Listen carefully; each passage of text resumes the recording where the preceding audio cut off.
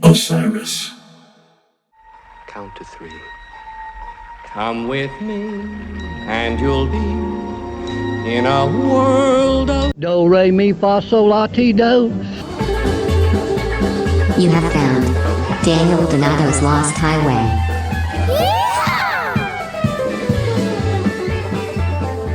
that lost highway. Howdy, friends. Welcome back to the Lost Highway podcast. Just breathe and slow down. The speed limit on this highway is a little bit different than every other one. This is the podcast of all things Cosmic Country. My name is Daniel Donato, and I'm still learning, still seeking, still searching. There's this quote by Ned Logan, or Logan. Sorry, Ned, if I pronounce your name wrong, and I also want to get you on this podcast one day. Ned played with the Dead in a very brief stint of time in the early to the mid 70s. And he was a brilliant contributor to what they were doing at the time. And he has this quote in the book Conversations with the Dead that David Gans organized. And I love this. He was talking about what is the philosophy of the Dead. David asked Ned. And then he said, to understand and appreciate and celebrate the mythological possibilities in everyday life, and there in the responsibility to life and to the universe.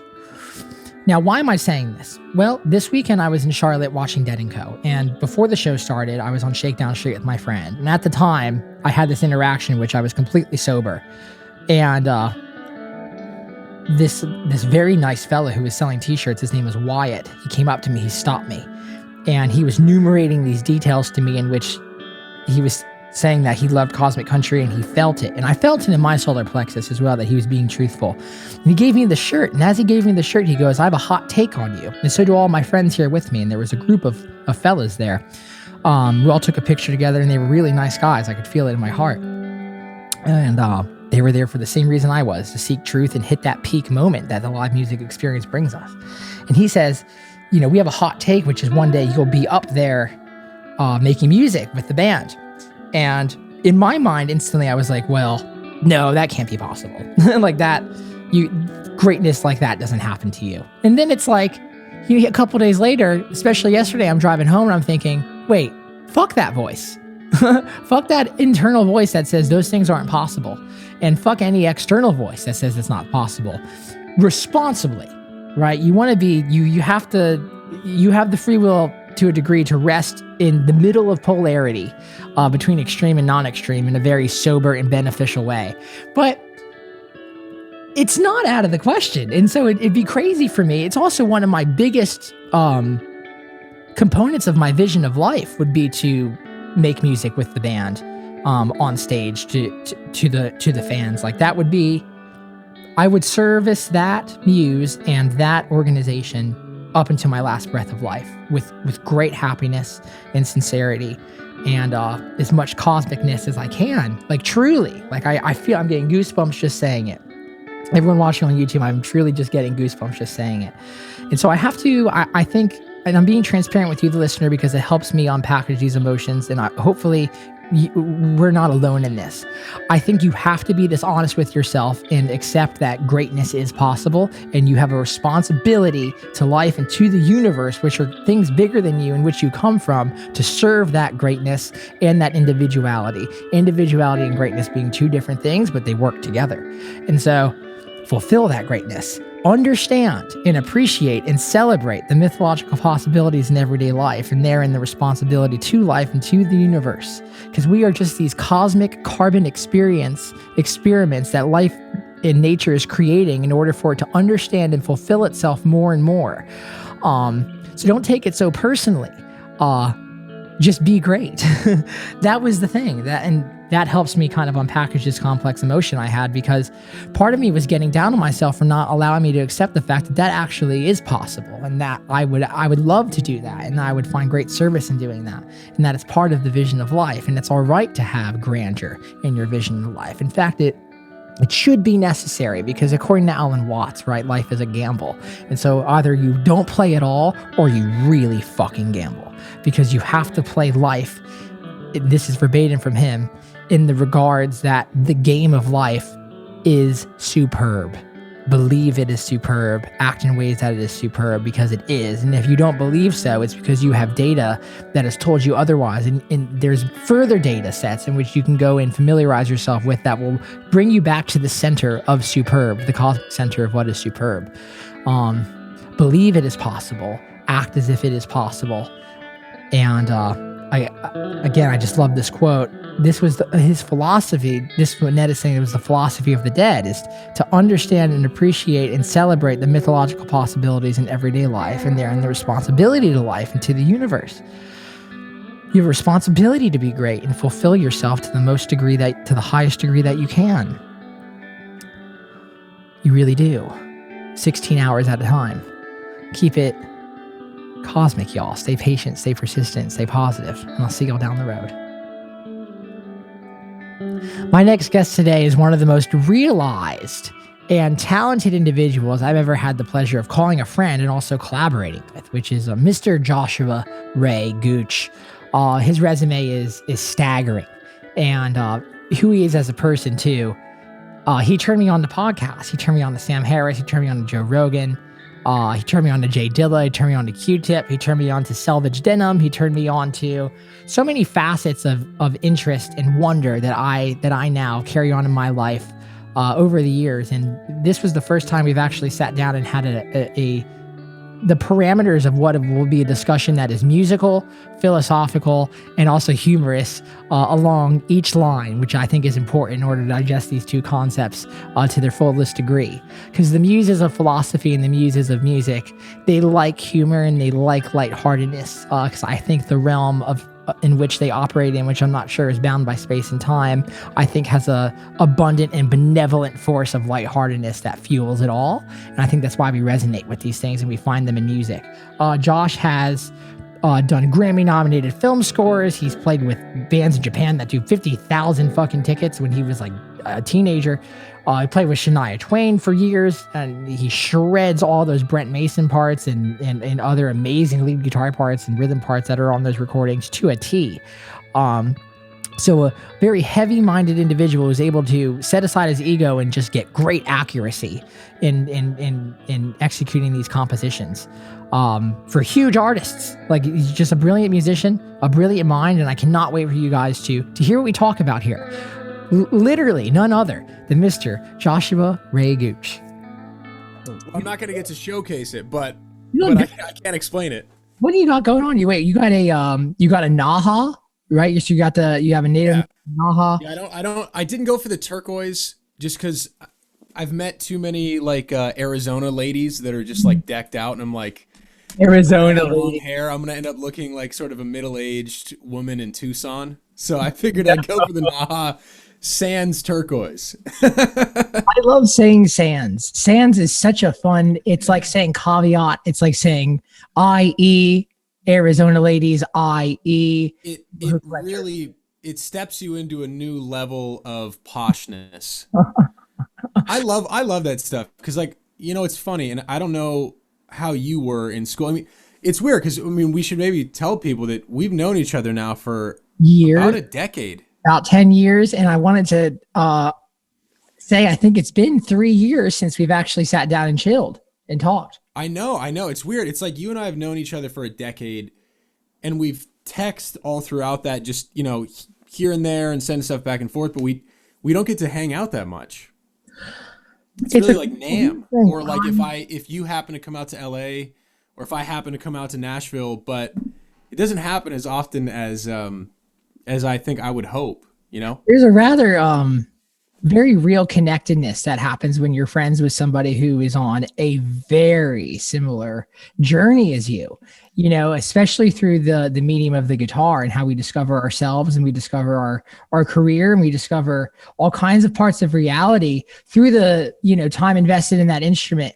It's almost as if that connection is so strong and so real between both of us that the absence of time or actually the real presence of a lot of time in between our communication doesn't matter, because it's like we're still riding that same wave. Yeah, I completely agree. I definitely have people like that. And you know what? I think the pandemic has actually brought out a little bit in me where I was like, man, a couple people that I know or have known for years and just lost touch with just because, I mean, we'll probably get into this, but just modern society is so difficult to manage the overwhelming amount of information that you always have coming in. Right. It is. And sometimes there's people where you're like, I should have been prioritizing this person that I just fell out of touch with. It had nothing to do with not being as fond of each other. And there's probably been like 5 or 10 people that I've just been like, hey, do you want to Zoom and catch up? It's been way too long. And, it's like one of those hidden benefits of the pandemic situation, which I'm sure you found some too. Obviously, there's a ton of downside, but there's things that I don't know if either one of us would have done otherwise, if that makes sense. Yeah, totally. Yeah, there's the necessity is the mother of invention, right? And the social craving to interact with people and have experience. To have experience is to open the door for inspiration to come into your life. And it's a great way to find a variety of experience through socializing with others, and that was the thing of the pandemic that initially hit me in the hardest way, which was the forced solitude, the Walden, nature. I live behind my parents. I live in a house behind my parents. Okay, so you've got some like a little bit of human interaction. Great amount on a daily basis. Okay, that's good. Family interaction. So not living at home for a number of years and then moving. My parents, we grew up in this town. I did. My parents didn't. We grew up in this small town called Spring Hill, Tennessee, which is about an hour south of town. It's small southern town. And so I moved out of there when I started having a career in music that afforded me the ability to not live in my house anymore. And right before the pandemic hit, my parents were moving back into Nashville. They got a bigger, nicer house. There's a smaller house behind theirs. Why not? I'm single now. Why not do it for a couple of years and have that story in that part of my life where I'm living behind my parents' house, podcast and making music and doing, what I do all the time, still working really hard and still on a mission, not slacking at all, but just doing it at home again and kind of simulating that experience that I had when I was in high school. And so the pandemic did that even more so. It was like, you can do anything you want for 12 hours a day, and really not worry about actually having to go and get anything of real value done. That solitude was great. High school, sir. It's wild. Yeah, you and I both did it. I mean, it's funny, like I probably like you have had like numerous or a plethora of very small, like miniature hobbies, a lot of which involve music or guitar, some of which don't. Like I got really into cooking and I got really into a whole bunch of other like little things like that. But there's been a lot of little guitar obsessions. But the first like 4 months of the pandemic, I was practicing and playing guitar in a non-specific way of like not prepping for a gig. Not, you know what I mean? Like when you're playing guitar to do stuff for more like career, I don't want to say career because it sounds kind of douchey, but you know what I mean? Like where you're like, I've got a gig coming up. I have to work on this specific thing. And there might be something else I'm like listening to, but I can't spend time with that because I gotta get this stuff together. That all went away. So I was like working on like, I mean, I didn't go to music school just like you. And like, I just started working on jazz because I love jazz. Oh, wow. Okay. No. And I'm not by no means like a jazz player now, but I spent like the first 4 months of the pandemic practicing like what is a rock 10 hours, like 10 hours a day. But you're like, that's the thing. Isn't that so weird that we like think about people as genres of players when really it's just communication on the guitar and like you're just multilingual? It's so weird. It's so strange to me, but I guess it is a valid way to classify like what you're participating in language wise. But like you play country, you play rock, you play jazz, you play acoustic guitar well. It's like you have influences in hip hop. Like you turned me on to Jay Dilla. Like I didn't know Jay Dilla before Johnny Gooch. And so that makes me so happy. It's a real thought that I'm having because it's like, well, the more boundaryless we can get, the better. Like the more boundaryless music really is an invitation within our own reality that we live in to actually be boundaryless in some ways, in a way more immersive sense than most other mediums, especially of entertainment.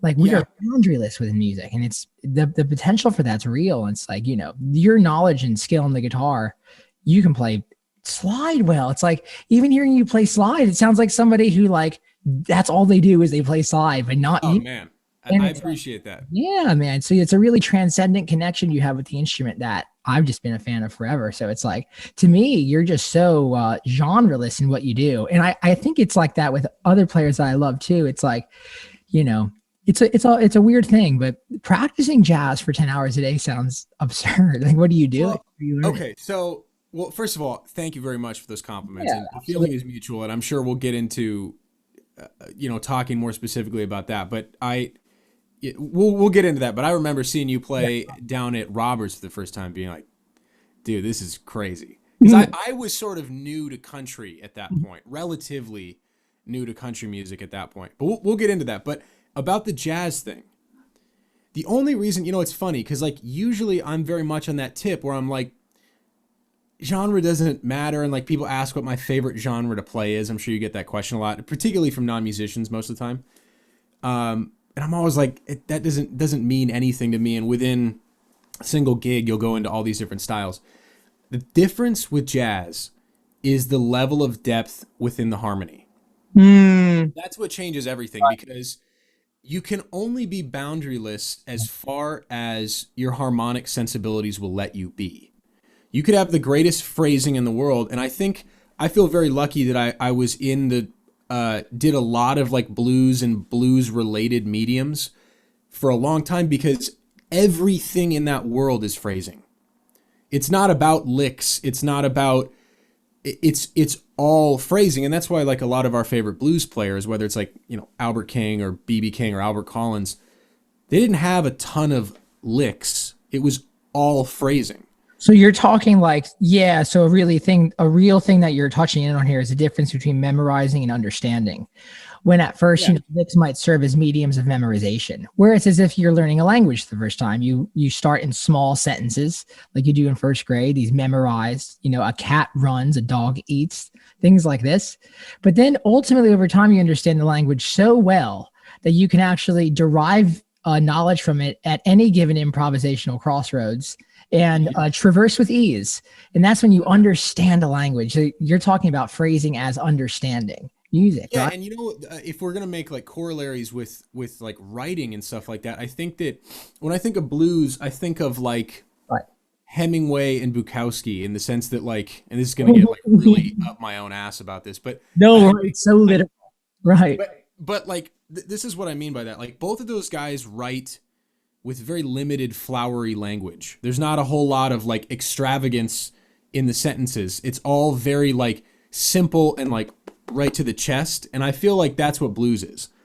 Like, right, without doubt.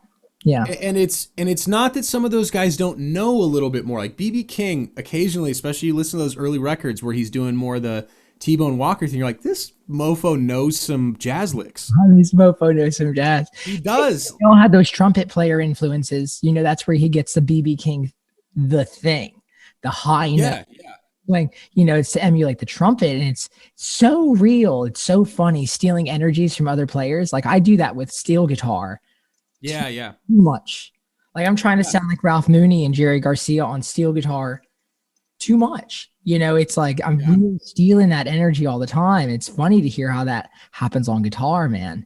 Well, there's certain steel players you can like I'm sure it's a whole nother ball game trying to cop something from like Paul Franklin, but like somebody like Dan Dugmore is a great steel player as a guitar player to listen to, because Dan is a great. I'm sure some of the Nashville guys are like, why does this guy know about Dugmore? I feel lucky that when I first joined Shania's band, I was not really a country guy. It wasn't that I actively disliked it. I didn't grow up with country music at all. I was born in Seattle, moved to San Diego, and like my dad's favorite music was like Humble Pie and Band of Gypsies and Neil Young. Yeah. And my mom didn't really listen to a lot of, like she loves like Earth, Wind and Fire and stuff like that, like stuff you can dance to, but also has good taste at the same time. Right. But I didn't grow up with country music at all. The closest thing was Neil Young. Ooh, so that's like Canadian country. Yeah. Yeah, and it's got I was gonna say Americana, but a Canadiacana or whatever. But Mhm. I love Neil Young, but Free healthcare, Akana. yes, free healthcare Arcana. I mean, with Neil, it's like I think through Neil and just some of the other artists that I was listening to, I heard pedal steel a bit, heard banjo, heard some mandolin. James Taylor on banjo, on Harvest, on Old Man. Wow. Yeah, yeah, and that's man, talk about a great. Insane. I got to do a track like last year on a Larry Golding's record, Scary. and I got to play banjo, ganjo. You got that 6-string banjo. That's the meme instrument of Nashville. Like if people, like, it's such a funny thing to see. I know it, and in LA, it's not really ever talked about. So, I don't get to use it much. So for me, it's more like when I use ganjo. The way that I try to do it is sometimes I'll go, I'm going to treat this literally like a guitar. Yeah. Right? Sometimes I'll literally play it like a guitar. Sometimes I really try to bring in certain open droning strings to make it sound. So basically anybody who doesn't play banjo or doesn't play in a band with a banjo all the time doesn't know the difference. And so that's sort of my goal. So I kind of tried to find that middle ground of like, sure. Yeah. But I'm also like, yeah, I'm not. If somebody's like, "Hey, are you a banjo player?" I'm like, "No." No, because could I play banjo on a record? Like, could I play that on a record and like nobody knows the difference? Sure. Yeah. Outside of the bluegrass world, obviously the experts always know, but they really do, isn't that? And the experts are, a very small percentage of the population. So it's like, when people say they want something, they really just want the timbre of something. It's like the multifaceted meaning that instruments exist in. It's like, 'cause I could play slide guitar on a track. People do it all the time, but it's not going to sound like you. It's not going to sound like someone who's spent the hours and has the like the pathways and the neurons wrapped. Slide's very much like that because the initial learning curve of slide is really frustrating. It's crazy. Like, I know a lot of guys that like they would say like yourself, like if a producer asks me to play slide on a track, I can totally do it. Right. And anybody listening's like, hey, there's slide on that. It sounds good. But then there's the other element of like, you know what? I think usually what it comes down to is improv. Because like, for instance, I play mandolin in the Shania show. I'm not a mandolin. Like if I went to a jam session and somebody's like, improvise on the mandolin, I'm like, no. But if you're like, play a part on the mandolin. Yeah, totally. Even if it's a pretty difficult part, like I understand the sort of the positioning and the, how the pick should sound and the angles and the type of pick that I'm using to get more of a mandolin. You know what I mean? Like, but then if somebody was like, let's jam, I'm like, no. That's where I reach my memorize and understanding. It's like you're still it's tourist versus purist mentality. It's like you're into fashion. Virgil Abloh talks about that all the time with tourist versus purist, and he tries to remain grounded in both mentalities. Because one is much more, listener driven and consumer driven. Then the other side is more, producer and expert driven. People who are actually creating the tones usually tend to know more. But then we have less access to that just tourist fun part of just playing a part and working it sounding good and serving the song. You mentioned the James Taylor part on Old Man. It's like, how many amazing banjo players exist? I still think that's the hookiest banjo part I've ever heard in my life. There lies the real thing, my friend, which is we were doing a writers round last night here in town. And so writers rounds in Nashville are usually just like 4 acoustic guitar players sitting down, sharing 3 songs and telling stories in between just on acoustic guitars. And we did a Cosmic Country one last night. And so it got a little more weird than like your standard music row writers round. We got a great turnout. It was fun. And my friend Taylor McCall, he said it all starts with how you play that G chord. You can tell everything from how someone plays a G chord. And it's so true. And man, James Taylor, some other musicians that just have that melodic relationship with music that is just, it traverses any instrument. It just is pure relationship with melody and timing. Yeah. You know what's funny? This is super specific. Specific. But if I see a guitar player that has really any amount of gain above like pretty damn clean and they're playing a G or an E chord with a third in it, I'm like, nope, you don't know what you're doing. Immediately. wow.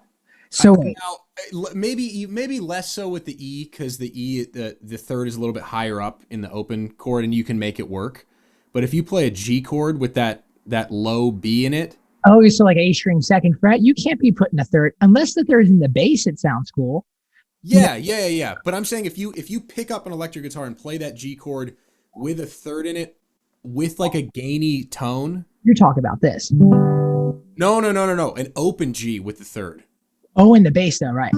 You're saying that's not acceptable. If they add that, if that's not the bass note, like let's say the chord is a G and they're playing the third for no, it's like you're just adding mud to the chord for literally no.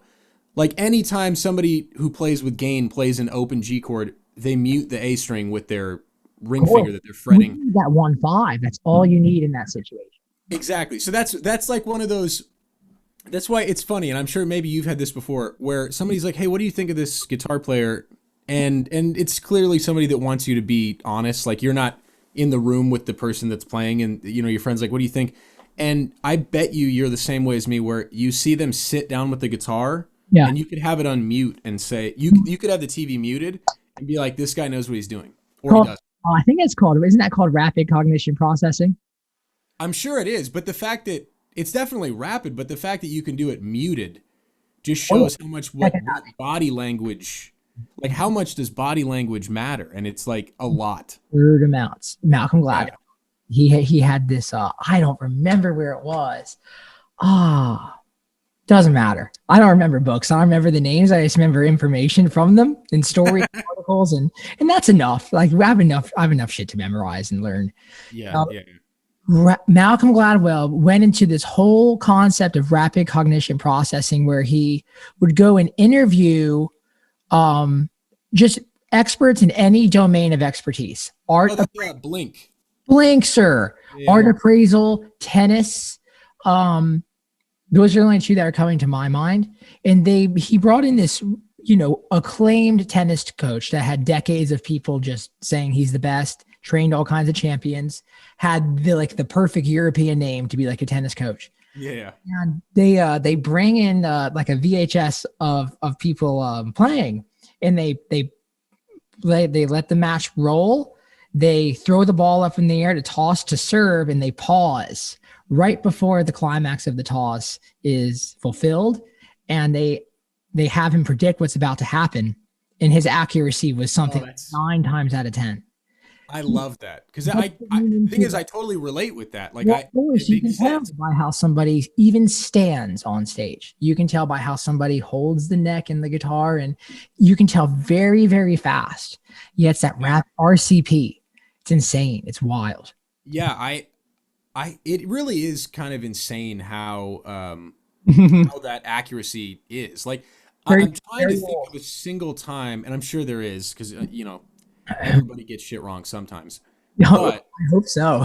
I can't think of a single time where I was like, this guy has no idea what he's doing, and then was like, oh, I was completely because you at least can ballpark it, right? It's just like the tennis coach. Like he's not going to get it right 100% of the time, but you can base it off of like stance. How far does he throw the ball in the air? Is like, what is the like movement of his hips? Are his hips moving in the right direction? Yeah. And he knows immediately, like, is he going to hit the ball completely? Like, yeah, it's pretty wild how. Yeah. And all of that is happening subconsciously. None of that is happening consciously at all. What do you think about this question? So, how about when you're very aware of yourself, when you're doing your thing and performing, and when you're, or even recording, and anything that involves meeting? It's detrimental. Right. It's the less aware you are of yourself, that the more of that, of the payoff of the hours you can be a conduit for those. It's almost like the less aware of yourself you are, the better you are. Yep. And that's like the flow state thing. I remember reading a lot about that when I first, this is like the most LA thing I'm going to say. I think I've probably already said a few other things, but before I got into like meditation, like I got into meditating through Sam Harris. Mm-hmm. And I remember reading in one of his books, and also on his podcast, he had a guest on, and they were talking about the sort of metacognition and the neurophysiology of flow states.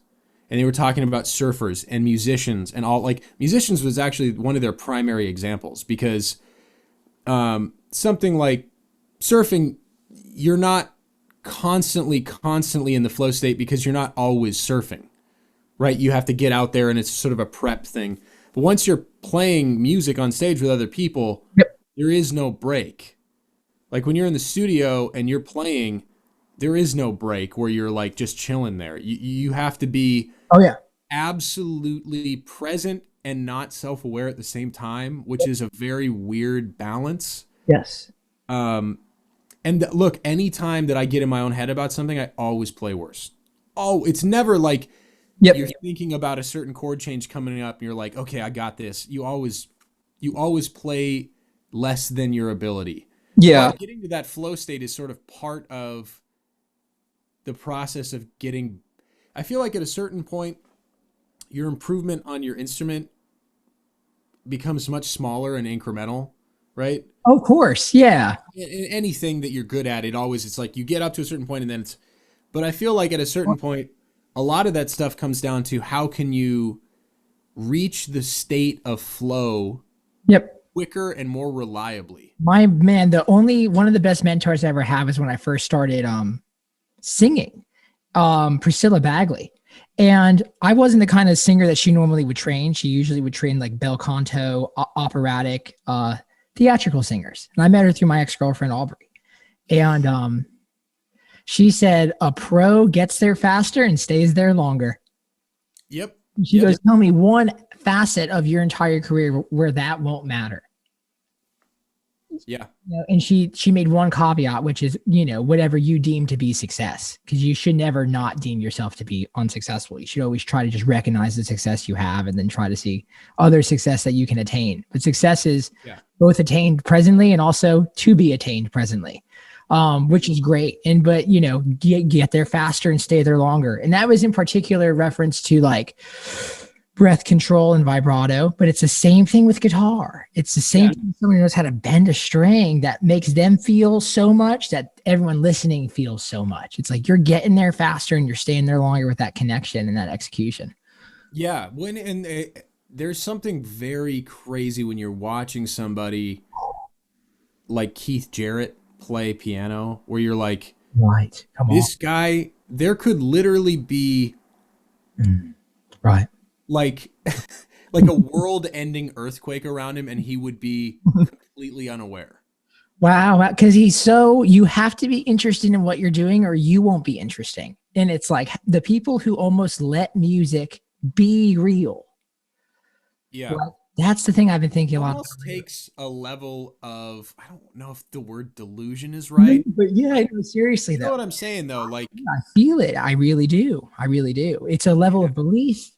And think about what music really is. So like, say time is relative to this reality that we exist on this planet. And it's like, we go on Elon Musk. Okay, let's do it. Oh, let's do it. Well, hey, a song's 2 minutes and 37 seconds. It's like, what? Like you're just saying, but what kind? It could be a fast as fuck song. Could be 145 beats per minute. It could be EDM, perfectly just Zed, Diplo, awesome hit. Yeah. Could be 2 minutes, 37 seconds of Bill Evans. Yeah. Yeah. Could be the same thing. It could be bluegrass. And it's like all these things that we say about songs and music, like time is where it all starts and where it all begins. And it's crazy where you're literally just taking time and saying that we're going to do this with time for this period of whatever you call minutes and seconds. But the amount of motions and emotions, like chordal and melodic motions, and then, emotions that you transcend through lyrics and dynamic in your delivery of the song, like Gentle on My Mind, like that time when you're listening to that song, however long it is, in contrast to listening to a Shania Twain song, in contrast to listening to an old blues song, it's like, it's a different world for those 2 minutes and 37 seconds in your mind. What's funny is exactly relating to that in those conversations and books I was reading about like flow state stuff. One of the primary examples of knowing that you were in that state after the fact is inability to decipher amounts of time. And so that's exactly like, How long are your dreams? You don't know. well, exactly. Well, also like in a very specific way, I remember this is the first time I really, really remember being like, I can't believe that much time passed, was practicing guitar in high school. Oh, I would get home from school, yep. do my homework in seriously big quotes, just like BS, like, oh yeah, whatever. How'd you do that? You seem pretty like rather intelligent. So I'm sure you did just fine. I did surprisingly well given how little I put into it. Like I Of course. put almost zero effort in, but I still stressed about it, which is so that's because dumb. you're intelligent. The more intelligent people are oftentimes more sad and more It's opposed this thing of like, okay, if I found the same interest in high school, yeah, that I did in guitar, I have no doubt I would have had like a 4.9 or whatever. well, yeah, you'd be working at Robin Hood. Yeah. Yeah, like I can tell that, like, because when I get obsessed with stuff, I get really obsessed with stuff. But I would get home from school and just literally play guitar until midnight, like every day. But I wouldn't realize I had been in my room for 6 hours without eating. My mom's like, you haven't had food since like 1 p.m. You don't need food. Your body will go. You don't need. What are you talking about? You live in LA, dude. Everyone's on fucking ketosis over there. Well, I was in San Diego at the time where everybody's just eating like carne asada fries. Like they're just eating like California burritos and shit. But like, yeah, like, dude, those Freddie King solos, that was my sustenance. Yeah, no, it really is. Yeah. Give me that, I'm going down, you know? So crazy. And it's like the thing, I feel like it's a really funny trick. I think that like whatever it is that spawns that, like whatever it is, like the muse wise that curates that relationship between you and the guitar. I think they give you the gold and the secrets of the relationship with music in those early stages. And like, it's very easy to lose sight and lose a grip of hand with that state of and I don't know if it's fully possible to ever live in that state for that long. I don't know, but it's like, to be our age and still have a percentage of us in our psyche feel like that high schooler, I feel like it's a really, Special. It's special, man. It's not 100% of who we are anymore, at least for me, speaking for myself. Well, you can't as an adult. I mean, that's why I think we were saying earlier with the pandemic that it enabled us to go back to that state of high school temporarily, because right, you're in high school, you have jack shit for responsibilities, right? Like you need to get enough done of your homework to not get grounded. And that's basically, and then you need to like go to the bathroom and shower and eat a little bit. And that's your whole life. Even deeper than that, which is think about this. Yeah. You don't have responsibilities. Also, you don't even have the thought of what a real responsibility is. Yeah. Like you think it's sort of an idea, right? Like you have an idea of what it's like to have real responsibility, but you don't actually know. And look, I don't have kids, and you don't we don't even understand the upper levels of responsibility. We're tourists in responsibility, pretty much. Yeah. Yes. Yeah, exactly. Like having like owning a house and having a kid is like the final step of true responsibility on this life. And, but yeah, like you're right. It's sort of everything outside of your immediate surroundings is just a concept. And some people are better at I feel now I might be wrong, but I feel like I was decent at understanding things as a concept and trying to put myself in those shoes. Even if I didn't have real responsibility, I always acknowledged that I didn't.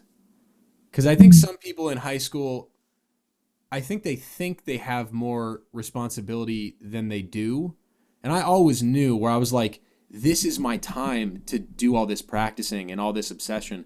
Because I knew some people, some older people that played music, and they didn't have the time. And they would always say to me like, man, if I could just sit and play guitar as much as you.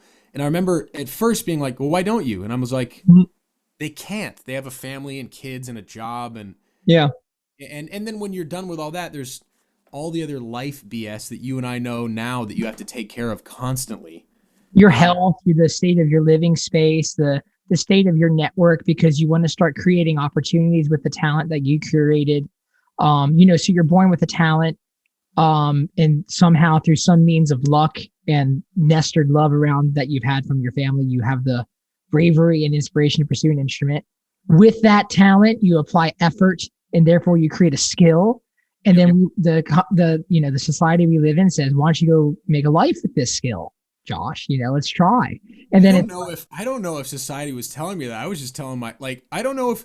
Well, let's talk about that, because maybe near Nashville that's different, but at least where I was, everybody thought I was insane. But the market didn't, is what I'm saying. Like the people who ultimately care didn't. They thought you were right on the money. Sure. But but I wasn't around any of those people.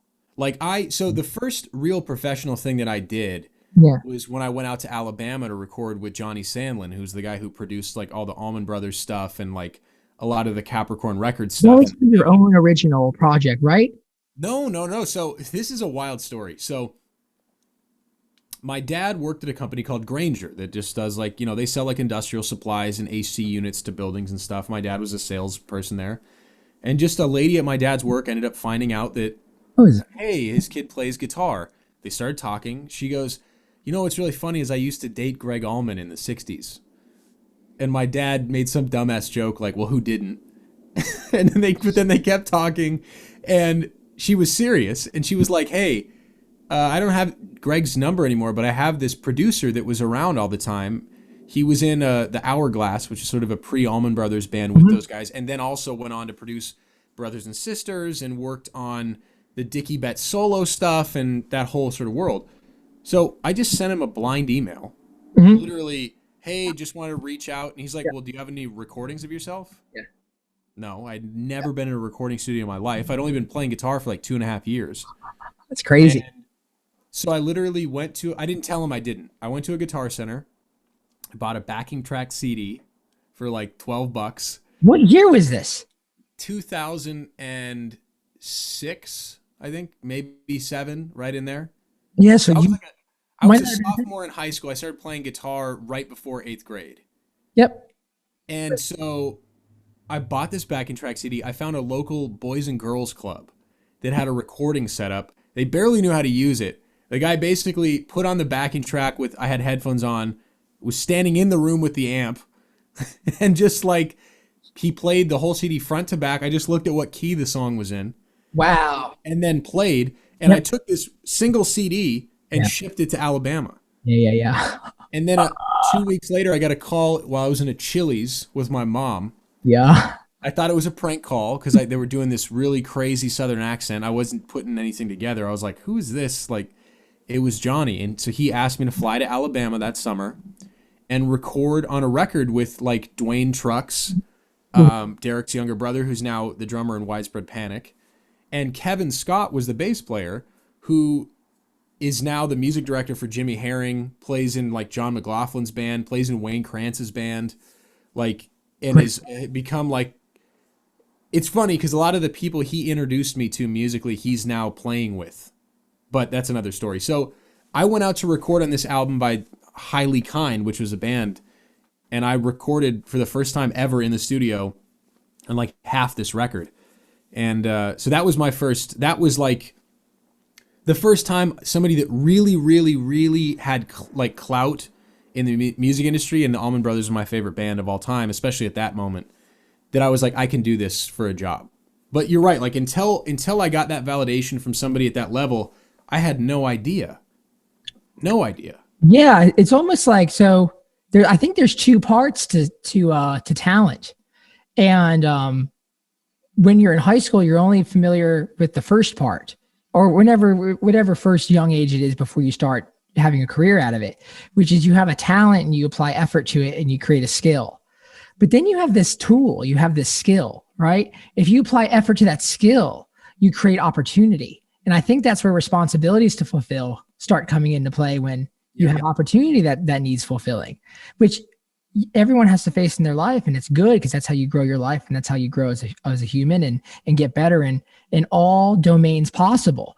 But it's like, Yeah, man. It didn't sound like to me though, which is great for you, is you didn't have to go try to create too many opportunities before you started finding success. And it's because you really honed in on what you're just naturally talented at, vibrationally speaking. Like you found what you were supposed to be good at. You did Yeah. it really well. Yeah, I feel really lucky because because Luck I is didn't real. really. What do you think? You are a lucky guy, sir. I was walking down the street in Nashville the other day, and I thought it was so funny. So those audio messages are fun, like from They are. I'm getting more into them lately. the way more direct. It's way better. It's a better time saver. And I'm walking down the street, and there's all this construction happening, and so I'm listening to this audio message that you're telling me of everything that you did during quarantine. Got like nominated for a Grammy, released projects, had all kinds of placements, and we're practicing all the time. And then I'm listening to this on the street, and some guy's like, "Hey, dumbass, get on the fucking side." And I was going to play downtown, which I feel very lucky to do, but we only played to maybe, at most 50 people because I'd play to a fucking blank wall at this point. well, that's why I'm back playing at Robertson. It's so fun. It's in high school again. Like I'm literally simulating my high school life once more, just as someone who's had 10 years of life experience. So I feel like I almost get to come back and have the same relationship with music I had when I was just learning to drive and do all these things that now I'm 10 years of understanding under my belt. And Yeah, but going back and being, I think a lot of people actually have that sort of, no, it's not a dream, but it's something that, it's like that thing of like, dude, if I could go back to high school now, I'd ace every class. I'd be like magna cum laude. Like I would, and I think you're almost doing that right now. Like you're going back and acing all the stuff that you were doing really well at as a teenager in high school, but now actually have like the wisdom to go along with the sort of like brashness and intellect and desire that you had back then, but with wisdom. Mhm. And it's like, that's got to be cool. Like, it's got to be rad to, because I think when I saw you play, were you a senior in high school? Because I think I was like 2 years. Okay, I met you. I had gotten back from Japan. I think I had just gotten back from the Beth Hart tour when I met You you. were in Japan, Torn. I forgot you did that. Insane. Yeah, that was the first tour I was on. Career you've had so far. What's the deal with luck, man? What do you think about luck? Dude, What, like, honestly, do you ever think about luck? Do you ever think like, Yeah. I think about it all the time. Like, all the time. when people hit me up that are really good players that don't have as many opportunities created. It's like that being aware of the fact that luck really applies in two ways. Like, you're lucky to have a talent at an instrument, but with a career, you have to have luck with opportunity, which is an entirely different side of the picture. And Yes. you've had a lot of luck with both facets, man. Man, I appreciate it. I feel super lucky. Like that's definitely something I acknowledge all the time. What do you think about luck in Well, maybe an I abstract do way? think I think the classic thing of like luck is preparation meets opportunity. I think that's the reason that is such a common phrase is because it's true. Do you feel like you could actually just say like, yeah, Ben Franklin said that to almost anything wise, and people would be like, oh yeah, it's my favorite Ben Franklin quote. Probably. I feel like Ben Franklin said that, but then I had the thought I was just going to say Ben Franklin said that. I bet no one would know. Wait, who did actually say it? You know what? That's one of those phrases that's so common. I don't even know who said it. I think Ben said it. Let's see. Luck Is it a Ben Franklin quote? is what is it? Luck is Preparation meets opportunity. Thanks for listening, Google. Let's see who said it. Seneca. Now I fuck with some. Oh, that goes way back. Life is Seneca. It's Like hard. Tim Ferriss is a big Seneca guy. Oh yeah. Yeah. Life is long if you know how to use it. That was Tim Ferriss turned me on to that 86-page book or whatever it is. It's absurd. I don't know if I've read any Seneca, but I've sort of heard him. But I've always thought that quote. So in regards to luck, like Mhm. I was always actively pursuing preparation. Like, Mhm. like here's an example. Right. When Johnny Sandlin called me in that Chili's, I love I went this. outside. I went outside and realized it was him because I'd never talked to him on the phone. Oh wow. He asked me, "Do you play slide guitar?" And you said You know what yes. I said? Yeah. Yes. And you know what the truth was? No. No. You didn't know the slide. I owned one and had just briefly messed around with it and been like, this is really hard. Well, think about it. You believed in yourself enough to know that really what you were saying was, no, but I'm good enough to where I can. Like I know I can. And I knew that I had 2 months to learn. That's a long time to learn a skill. I mean, with slide, it's not as much as you'd want, but it was one of those things where it was like, I was presented with the luck of getting to be in contact with Johnny through pretty much random circumstances. Right.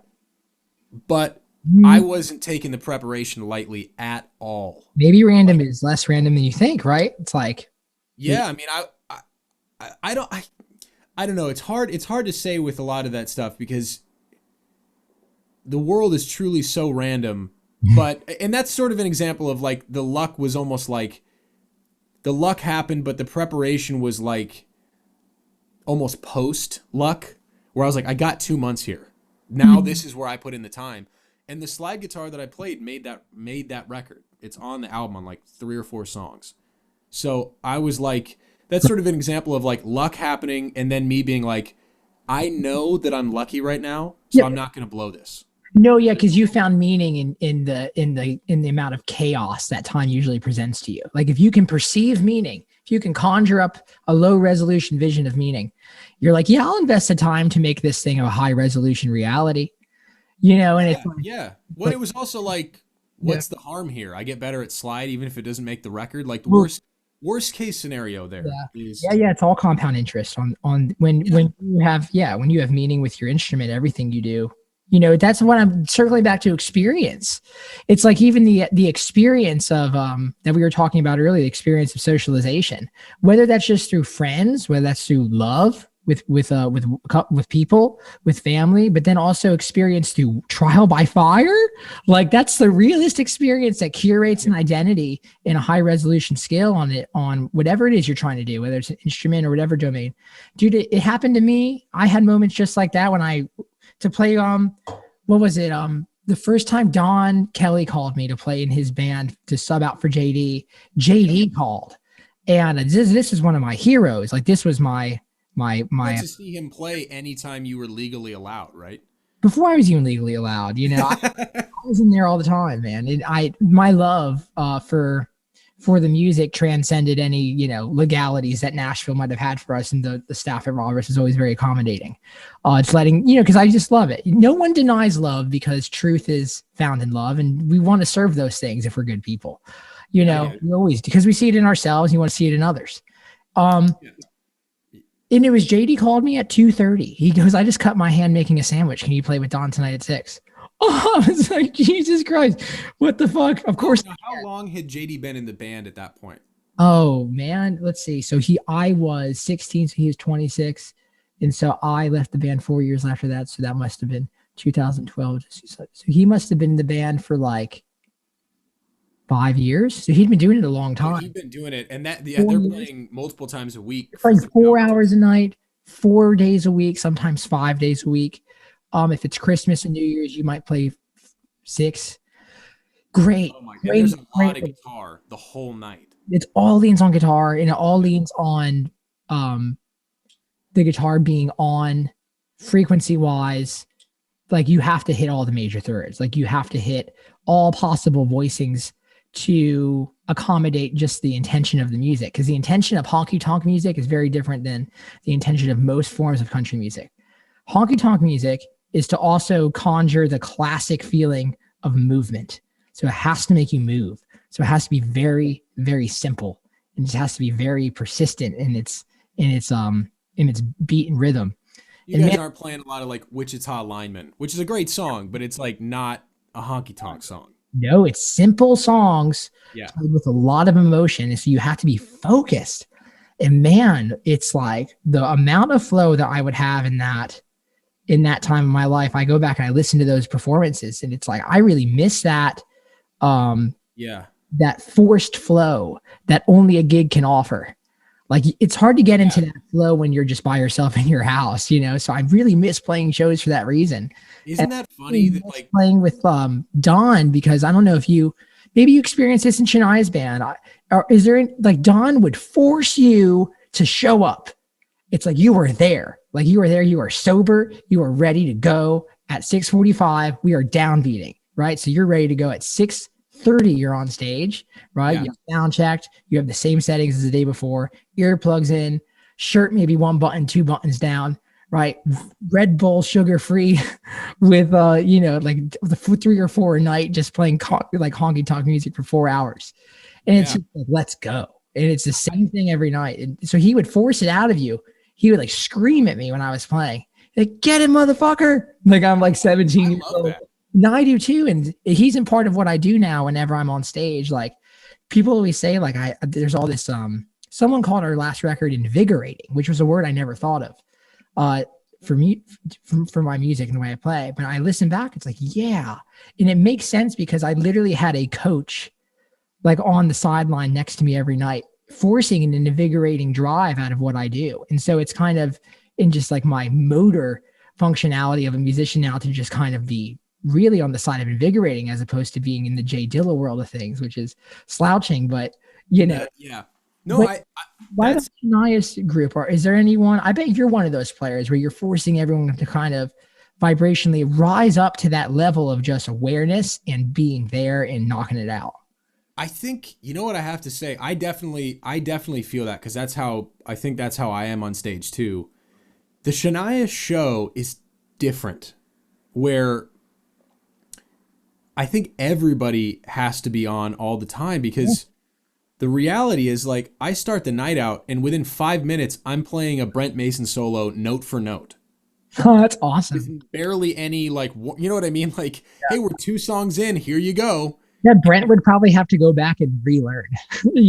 I'm sure. And the stuff that he played is brilliant. We were talking about that on the podcast when he was talking about saying, that was something I would ask you about. He said when he was working with Mutt Lang, it was unreal how much vision and persistence and vision that man had for the music in every facet of the instrumentation and production.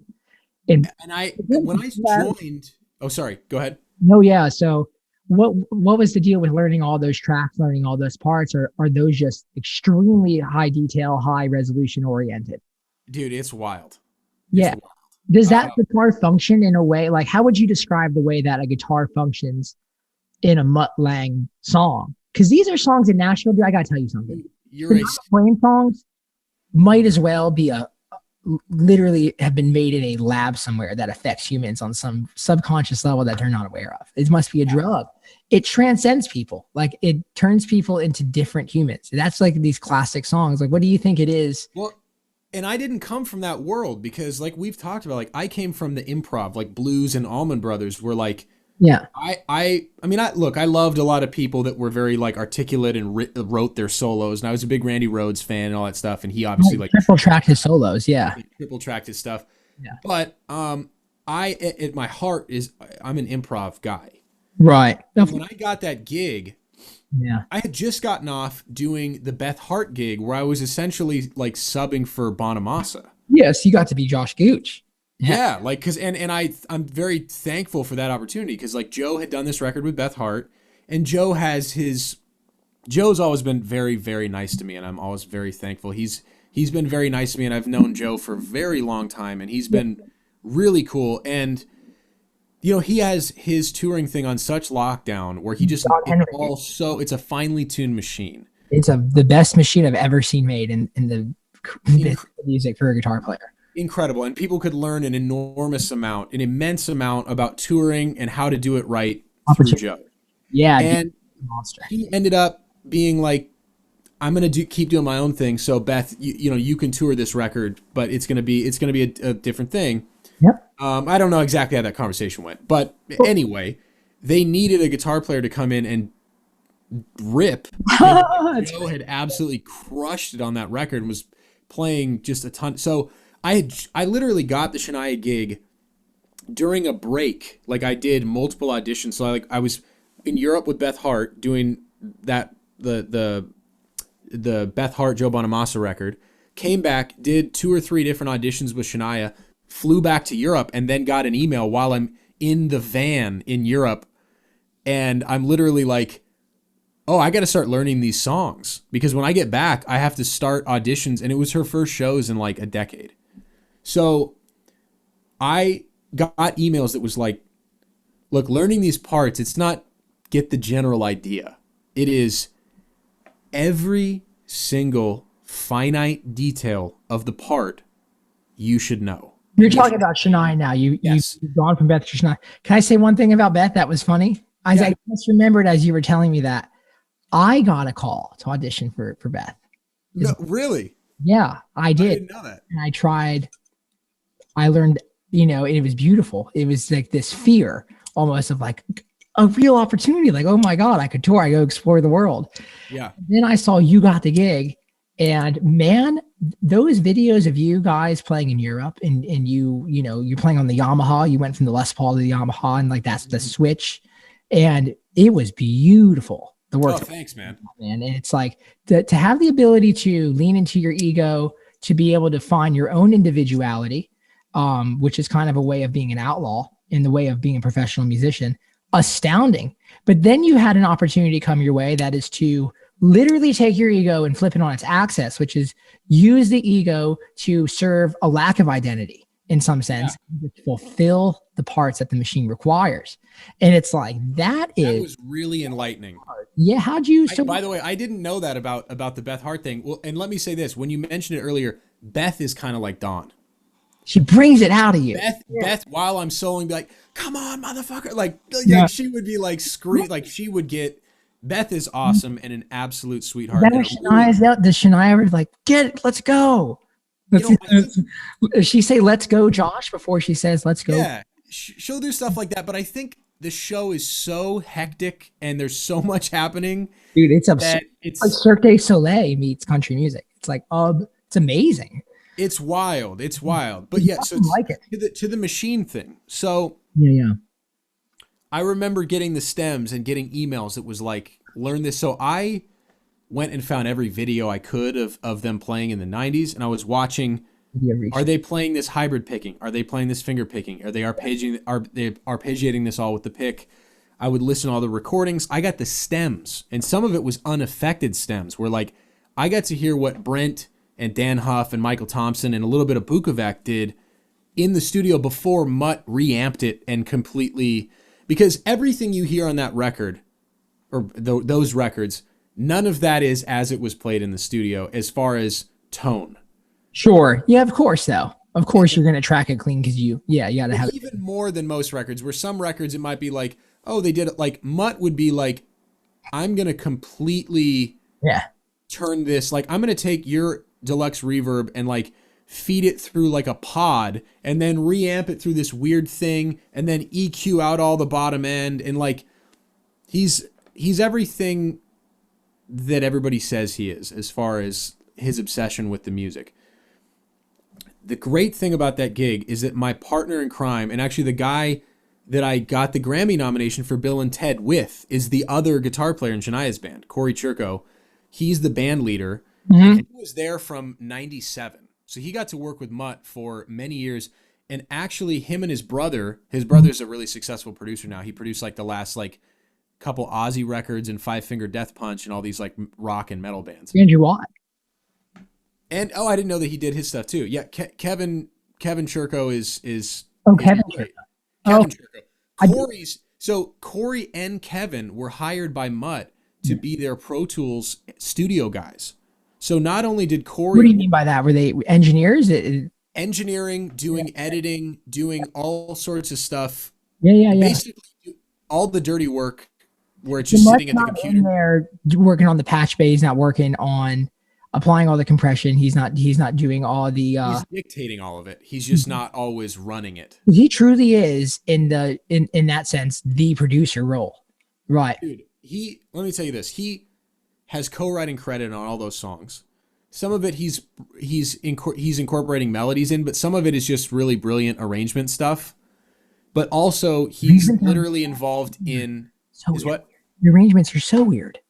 And it's all Mutt's ear. Like you hear it if you go listen to Def Leppard or even here is I think the true genius of Mutt and his in terms of arrangement outside of the production element. When you listen to AC/DC on Highway to Hell, they're coming out of all these records where the arrangements are a little loose but awesome and rock as hell on, Powerage and Dirty Deeds Done Dirt Cheap and all that amazing early Bon Scott stuff. When Mutt gets involved, he knows exactly what to do. Where with AC/DC, he didn't change their sound at all. He didn't change, like, he wasn't trying to make them a band they weren't. But what he did was he went through all the little things and was like, we can keep that same Angus Young energy, but make the solos all singable. And when you listen to any Angus Young solo pre-Mutt, they're rip-ass blues rock to the tilt, right? But you can't sing any of them. As soon as Mutt gets there, right, he retains all that, but all of a sudden you think of like the solo to Back in Black, the solo to Highway to Hell. You can hum all of it. Down, down, down, down, down, down. All of that is like Mutt and him just littlest bit, and then with a band like Def Leppard, he rebuilt them from the ground up. And with Shania, it was he was there from they sort of built it together. There wasn't a teardown process like there was with Def Leppard, where they took an existing sound and eliminated it and then built it up. With Shania, him and Shania built it from nothing, right? Like, because she had done a record before, and they didn't let her write any of the songs. The label sort of like, they didn't allow her personality out because nobody knew who she was. When they had the clout of Mutt, they were like, do your thing. You're Mutt Lange. You sold 100-odd million records. Do your thing. Ooh, Jesus Christ. And that's where they had that big budget, and that first record sold, I don't even know how many millions of copies, but a lot. But it's very cool to be a part of that machine, and it took me a while to appreciate it, because when you come from an improv world, at first you're like, I want to do all this other stuff, and I want to, but then the magic, when the first time everybody is nailing collectively all these parts, it's magical. It's really magical. And wow. I know a lot of like improv guys are kind of, or guys in that world, they kind of turn their nose up to it. Like, oh man, you're not doing your own thing. And I've sort of, the thing is, she does give me plenty of moments in the show to improvise. Yeah. But there are a lot of those songs that the reason it works was because here's a guitar fill, then here's a fiddle fill, and the front of house guy is riding the fills the whole time because they all coincide. It's like this giant puzzle, and they fit together, Well, it's not like it's not automated on the record. So it's like, why would it not be, why would you not write it live? You know what I mean? Yeah. You're serving the record. You're serving the experience. The power of conformity, man. That's the opportunity to have learned the power of conformity at the stage and scale that you did. It's really powerful. Because a lack of conformity to the listener is like very detrimental, even if you're improvising or not, which, ultimately the depths of improv are just, it's like that scene from The Office where Angela's like, why can't they just play the right notes? It's like, well, they're improv. It's like, so the power of conformity, right? And that music is the ultimate. I mean, you're talking about like, if you're to show an alien popular country music, you would show them Shania Twain, especially from the spectrum. Like that's without question. It's so well made. How about in some bullet points? Like, what do you think it is? Like, what is the guitar doing? Is it in its simplicity that it's genius, or is it also in its advanced, maybe odd ornamentations that it's also genius? Like, what's the style of a Mutt Lange guitar approach? Meticulousness. That would be, and it's building blocks. Because when you listen to any of those interviews, it's funny. It's like every guitar player that worked with Mutt has a great story about something he said to them that has affected them for years. In fact, the most recent one was on one of those Bukovac homeschooling episodes. Somebody sent this episode to me because he was talking about, I think I'd already seen it because they're all great and it's awesome. And I really love that Bukovac's finally getting the love outside of Nashville, because I remember everybody from the Nashville world through the Shania gig.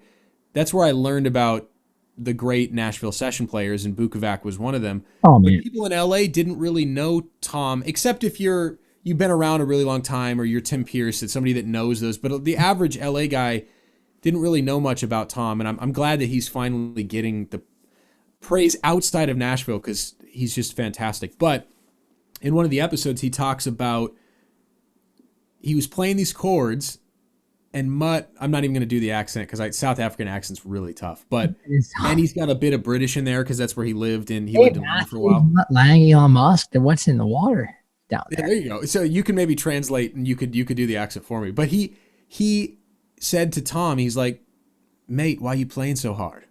Pretty much like, oh, an awareness. Yeah, it's his job to be right. Play lighter.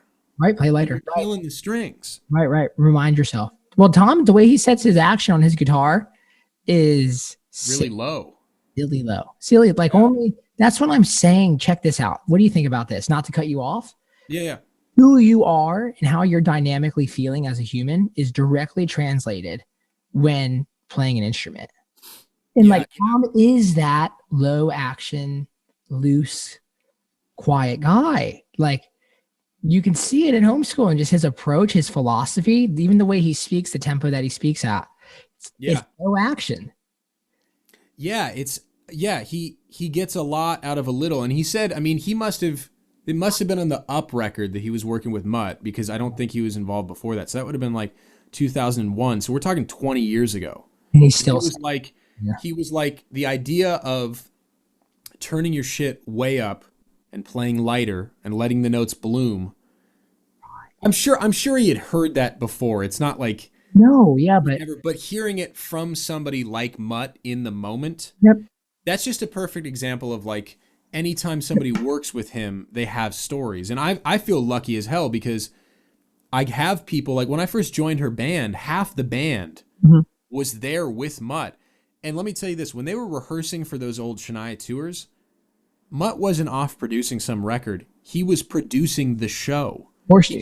He was there 14 hours a day, every day of the week, rehearsing the band. So fun. So he could have been, I mean, realistically, he could have been out there producing any number of the biggest artists in the world at that time. Yeah, totally. And he was like, no, I want to make sure this live show is amazing. Yeah, that is a man who understands his purpose, you know, and is just aware. That is really cool. It's cool. Man, to be aware of that level of detail is someone who's really in control of their own. It's like, that is a powerful person. That's really it's like the stories of the Def Leppard records where they recorded every power chord a single note at a time. Holy shit. They recorded all the power chords one note at a time, and that's how Mutt did it. You know what's funny? It's like he was kind of ahead on the curve of the ways even in modern music production, how you go about curating a sound, which is as many tracks as possible and just the least amount of information per track as you need, and just stack it accordingly with proper gain staging and a lot of compression as things are getting louder. And that's when everybody else screws up, because they put too much shit in there and it sounds like a giant wall of sound and nothing. And that's one of the things I absolutely hate about modern mixing and production is when you look at somebody like Mutt, there's an insane amount of stuff there. But you know what? It's all playing a very specific purpose, and it's all audible when you listen on headphones. I feel like now I listen to modern tracks, and I'm like, okay, I can tell there's like 5 guitars in here. I don't know what any of them are doing. Okay, yeah, so you're talking about that, right? Yeah, that's a different thing now. There's a lot going on. Yeah. And not in the right way, in my opinion. You listen to those new Luke Combs tracks. Those are some beautifully tracked simple guitars that are just stacked very well. Who played on that? Was that Rob McNally? Is who? It's all Phil Cox. Okay. He played on all of it. Pretty certain. I am also not certain, but I think he pretty certain that he played on all of it.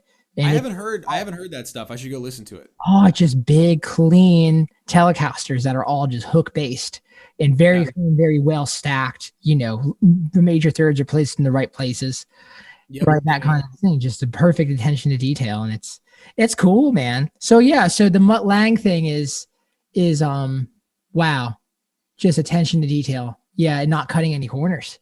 And it helped me a lot because I came from the improv world where it was kind of like, oh, I put in my time, I can like get through whatever I need to, which I think to a certain extent was true, but having that meticulousness that I've learned, because now I work with Corey so much, and Corey worked with Mutt for so long, he really has Mutt's philosophy in his bones, and I work with Corey all the time. I mean, we spent like 10 months working on the Bill and Ted stuff together.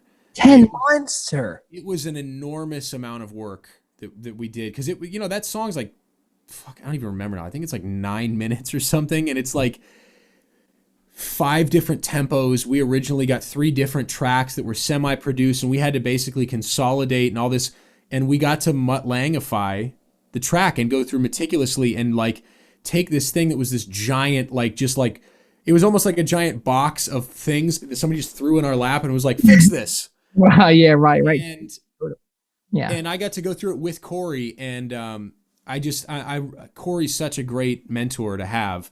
And so yeah, we got to go through and do that, and it was really fun, but it was an enormous amount of work. Yeah, it would be though. It's like the best opportunities always require the most amount of negotiation with reality, where you got to put in the work, right? But that's a real opportunity that you applied your talent to and created greatness from. And it's like, well, the film industry is a whole different thing. Where I've done sessions for TV and film, but producing for TV and film is a whole different ballgame as far as notes process, and like there's a lot happening because there's a lot of money on the line, a lot more than an album. For a movie with like Keanu Reeves in it, there's a lot of money at stake. Wow, right, totally. So what did you learn from that process, would you say, in perhaps a capsule form?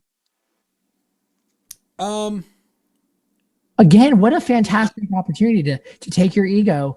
It's almost like that's a huge part of the story with you, with your career. Which is really beautiful, which more so than I've seen, with people within our age range, more so than anyone, which is you have been tasked with having to kind of learn the Rubik's Cube of ego, as get the one side down.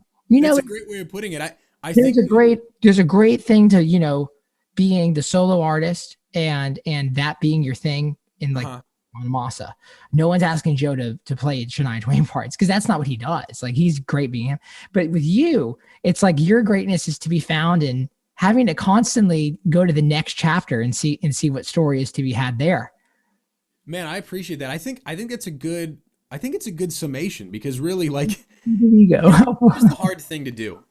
And this is something I think everybody's always working on, is like, especially when you're pivoting from like, hey, I'm playing, slide on this record when I'm just learning slide, or going to Japan and doing all that, which is a whole other wild, like, learn on the fly type thing. So huge audiences, like what? Dude, the biggest audience I'd played for was my high school 8th grade talent show. Here's the thing. Guitar for you was an invitation to step to another plane of reality. And you took it with bravery and love. And I love it, but it definitely was. I had never traveled. Like, I'd never been out of the United States. States. Japan. How many people? You're a fucking young child. How many people are you playing for in Japan when you're literally a young child that doesn't know anything? I think I got the gig when I was 18, and I went there when I was 19. And this is actually a funny story. Check this out. You'll like this.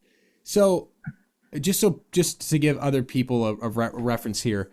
So, my former manager, Robert Knight, who I met you through, Robert's a very famous rock photographer and has taken a lot of the most famous photos of like Led Zeppelin and Van Halen and Eric Clapton and Carlos Santana and Stevie Ray Vaughan and all the people. Stevie Ray Vaughan, yeah, in Alpine Valley. Yeah, all the people that you and I love, like all the people that mean so much to us. So Robert had taken some photos for the Rock Walk induction at Guitar Center in Hollywood for this band Bees, B''Z.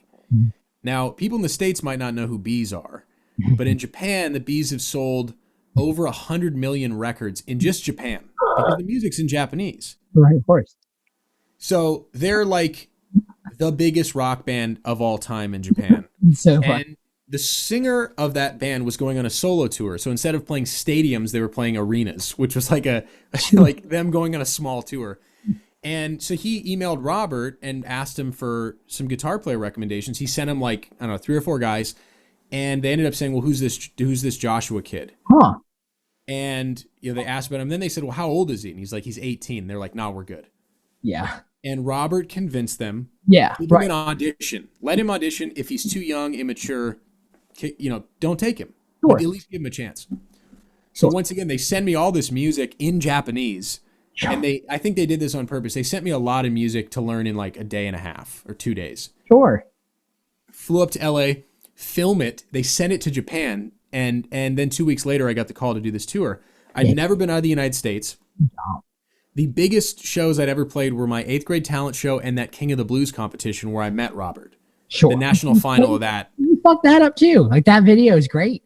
It's a fun video. I can't watch it just because it's one of those. Because you own it. It's you. You own who you were at that time. It makes sense you can't. But people who aren't you, it's a good video to hear about what good blues sounds like. Peter Green, Les Paul. Yeah, it was Clapton blues. Like it's that. You nailed that. Yeah. Man, I appreciate that. That was a really fun night. That was the most intense big audience thing I've ever done. But that was still 1,500 people. Yeah. Like what's the deal? You fly over there. What starts happening? So we get into rehearsals and we're, rehearsing very, very long hours, but you know what? It's like part of the thing. Yeah. So the first show comes along. This is the wildest shit ever. So the front of the stage is like a quarter eggshell in front of us. And you can't see through it. Right? So it's basically like you're standing on stage and in front of you is like this giant wall that goes up. So the audience can't see you and you can't see them. This is for set. This is for production. Ultimately, yeah. Right. So the first show is in, I think, Shizuoka, which is like the green tea capital of Japan. And so it's like a slightly smaller market, but it's still like 13 or 15,000 people. So I go out on stage and I'm standing there and it is silent. Yeah. Their culture. And I'm literally... Well, at this time, especially that big of a room, like if we were in a little blues club, I'd be like, okay, they're just waiting. I couldn't see them. And I literally had this thought of, this is the most epic punked episode of all time. They're going to open, because what happens is the first big hit happens and it goes translucent and you can see everybody. That's insane. And I was like, they're going to hit this first note and Ashton Kutcher is going to be in the first row. And he's going to be like, we punked your ass. You didn't get this gig. This is all made up. And like, I had that thought of like, because I couldn't hear anybody. And then the first thing hits, goes translucent. And all of a sudden there's 14,000 people in the audience and they go insane. And I was like, that moment was like the light going on. For what? What was the light? The light was, this is real. Oh, it's an actual career now. Because oh my God. Yep.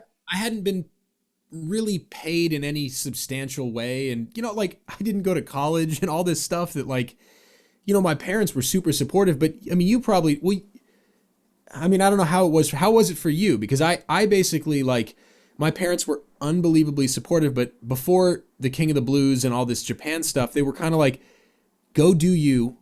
And it seems like you're doing really well. And we think you have a real special talent. But if you've been doing this and you're 23, 24, and you're not making a living, like you're going to have to go to school and figure this out. Yeah. But the Japan thing was sort of like, it was like, here's the candle. We're putting that light out of this might not be a career, because at that moment it was like, I'm now getting paid adult money to play in front of an arena. Do adult jobs. And this is a job now. Oh yeah. This is a real career job. So that was the moment. I still think of that as the moment where like my career light turned on. Was that translucence of like, oh, this is real. And I'm now going to perform it, because I'd never played on a stage that's 50 yards long in front of that.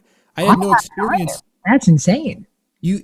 It's truly, you learn on the job, like fake it till you make it. Of course you do. Just pretend that you're used to being there. You have to believe it until you start. You have no option to, right? Until it's the high resolution reality you participate in, you have to believe it's possible. Yeah. That's wild. Sir. That was the moment. That was like and I just remember being like, I can't believe how quiet they were. Because I took my in-ears out to be like, are they here? That's so funny. Yeah, it was wild. So that was the big moment of like, I'd had some of those moments of validation through the Alabama stuff, and then the King of the Blues, where it was like, hey, I think I can do this. But then that was the moment where it was like, I'm doing this now. I'm doing this, sir. Yeah. Good job, dude. Yeah, Yeah, man, you just keep killing it. It's great. It's great. I think it's really, you're just always trying to learn. You're always trying to, because you turned me on to Sam Harris. You turned me on to podcasts years ago when we were high as fuck after getting Thai food in Silver Lake, and we were sitting in your car. You're like, do you know about Jay Dilla and neuropsychology? And I was like, what? This guy's crazy, man. Dude. Finally, someone who finds the same passion for life and expansion of their thought process as they do with music, because you realize that those two energies are boundaryless. And the more that you learn about life, the more you learn about music, and the other way around, the more you learn about music, the more you can learn about life, which is what all these career opportunities are showing you, man, it's cool just to touch back on and see that you're still, like, the Josh Gooch show is going well. Like, man, I appreciate that. Well, let me tell you this, because I think, and maybe you feel the same way. Yeah. I definitely got into a bunch of country guitar through you. Oh yeah. Yeah, man. I think that showing somebody something that you really care about and them actually really becoming interested in it in like a long-term way, like you said with like Sam Harris and the neuropsychology stuff, and then also Jay Dilla and that hip hop world that I really love. The fact that that's like stuck with you for this long, that is honestly the coolest shit for me. Like, as far as like hearing that is like, I'm going to be happy the rest of the day. Yeah, man. That rules, because when you show somebody something cool and you see their eyes light up and you're like, oh, they're not only going to listen to this now, they're going to go home and listen to this. Mm-hmm. That's the best. The absolute best thing. And I really appreciate you telling me that, because that's awesome. Yeah, man, it's real. I think, it's about following that voice or whatever it is. I don't know, that like you find in things that you love, and then and having the camaraderie to share that with others. It's beautiful, man. That's, I could tell that we love guitar for the same reasons when I first heard you play, because the only way to achieve that relationship with the instrument is to love it in that way. You know what I mean? Just, kind of like circling back to what I was saying earlier, it's like, we could have been talking this whole time and no one would have known. Yeah. 4 years, we could have been talking every week, and people, what I'm saying? Like, so it's just cool to touch base with you, man. And because we're on that same journey with that same love for the instrument, same love for music. It's cool to see that's going that well for you. You got a lot of shit going on, dude. This was fun. It was good talking. Man, this was a blast. I really appreciate you having me on. And also, it's been really rad seeing you do your thing, because it's like there's not that many people out there that have a love for like, I know you have a lot of love for a lot of other genres, but to take the country medium of guitar and really start to expand upon it by bringing in other genres and other influences, because I think that in the past, I love country music, but there's definitely been a lot of like, it's got to remain country, mm-hmm. which is fine, and I love that. But I think it's really cool that you've incorporated in some of the psychedelic elements and the jam band elements and stuff. And I just, it's really just rad seeing that. I mean, because there's just basically nobody else doing it at the level that you are. And it's been really cool to see that, because I appreciate all the compliments you've been throwing my way, and I just want you to know that, like, I feel the same way, man. It's really cool to watch you. Like I said, I saw you playing at Roberts when you were 16. So, like, to see all this other stuff around you is just rad. It's just really cool to see. That's awesome. Yeah, man. That's crazy that you saw me that long ago. That's wild. Dude, it is truly wild. Yeah. I don't know anything now, but really at 16, I was really dumb. I didn't know anything. I think there's no other way to be. Yeah, and you don't know better but to just pursue the love of the instrument 12 hours a day. You don't think any differently, So, yeah, man, it's wild. I appreciate that. Yeah, I'm just trying to, man, if we could just keep on touring. I really want to get back on the road and do that. We were supposed to come all the way out to LA last year and do the Troubadour, but it just, everything stopped. But man, I would love to do that. And when we do, you got to come sit in with us. Oh, dude. That would just be. I would love that. And also, the Troubadour. Have you played the Troubadour before? On my 21st birthday, yeah. You did. Dude, how fun is that venue? It's fun. So check this out. I got to play the last live show with John Prine that he ever played. What, sir? I was in the house band for the Willie Nelson tribute. Oh, wow. Yeah. And John came out, and I really didn't get a chance to talk to him. He was in rough health, but that was a really special night. And that was the first time I had played the Troubadour. I'd been there to a show, but I'd never played it. And that was a wild experience. And we got to play, I think, 3 or 4 songs with John Prine, literally like 2 months before he passed. It was wild. But that venue is a special venue, man. I'm glad that that's going to be where you're playing when you come out here, because there's no more LA venue than the Troubadour. The history there is amazing. Yeah, it is the LA venue. It really is. Yeah, like I mean, you and I love all the like Linda Ronstadt and James Taylor and Joni Mitchell and like Crosby, Stills and Nash, like all the Laurel Canyon folks. That was their like second home. So yeah, dude, if you come out, I would love to sit in. That would be fun as hell. We'd have a good time. The last time we actually got to play together on stage was like 7 years ago. When was that clothing store place that was also a guitar store? Was that 7 years ago? Was that I was relatively new to the Shania gig, so it was like 2013 or 14, maybe. It might have been 13. Yeah, it might have been 2013. Yeah, you were doing that. Yeah, you were doing those cool hangs at like those salvage denim stores, which is fun. Those are really fun. I've been missing those too because I do those with my brother. He lives like a mile from me because my parents don't live in LA, but my brother lives. I'm gonna go meet up with him after this. Like we see each other all the time, especially during the pandemic. But yeah, dude, fuck yeah. Awesome. Yeah, keep on doing you, man. It was cool catching up, and yeah, we'll hang when I'm in LA, or if you ever come to Nashville. Do you guys ever come here?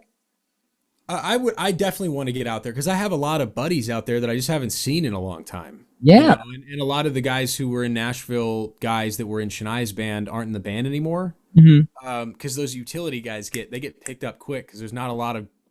It's hard to find a guy who can play 8 instruments at that level. So a couple of those guys that were really some of my best buddies, I haven't seen them in way too long. So I got to make it out to Nashville. Yeah, man, come hang. Yeah, come hang in the summer or something if y'all aren't doing anything. Spend a couple days. We can get some time in the studio. We can just cut some tracks too, which would be fun. Dude, awesome. I would love it. I'll talk to you later, my friend. Stay good. Daniel Donato, thank you very much for having me, man. We'll talk soon, and congrats on everything. Thank you, Josh. I'll talk to you later, my friend. All right. Peace, buddy. Mr. Joshua Ray Gooch, y'all. One of my dearest friends. What a brilliant mind and what a brilliant musician. If you're in the Los Angeles area and he's doing one of his vintage pop-ups, live shows, please go and see that. But otherwise, go check him out on Instagram. He's always posting on there, and his content is very engaging and truthful. Thank you, the listener, for staying tuned and keeping it cosmic as we travel down the Lost Highway to points of space and time not yet known, but uncovering the truth along the way. Thank you to my friends and family over at Osiris Media for hosting the Lost Highway, because this road needs a place to go. And then also thank you to our friends over at Topo Chico for keeping us hydrated as we travel down the Lost Highway podcast. Now remember, everyone, when somebody comes to you in one of your many conscious daydreams that you're having, and they tell to you that they have a feeling that you're going to achieve one of the biggest dreams that you could ever ask of this universe, and there is a voice inside your head that tells you that you're not going to, please let that voice know that I personally said that voice can go and fuck itself. And say it in a responsible way. Don't do it all the time, but do it when it is necessary. Getting back to Ned Lodgen's, sorry if I'm pronouncing the last name wrong or incorrectly, mouth sounds. The philosophy of the Grateful Dead. To understand and appreciate and celebrate the mythological possibilities in everyday life, and therein the responsibility to life and to the universe. You have a responsibility to be you, and you have a responsibility to be as great as you can be. So fuck the voice in your head that says that you're going to do otherwise. Get it done. Because it's already getting done with you, and that's what nature wants. Stay patient, stay persistent, stay positive, keep it cosmic, and I'll see y'all down the road. Osiris.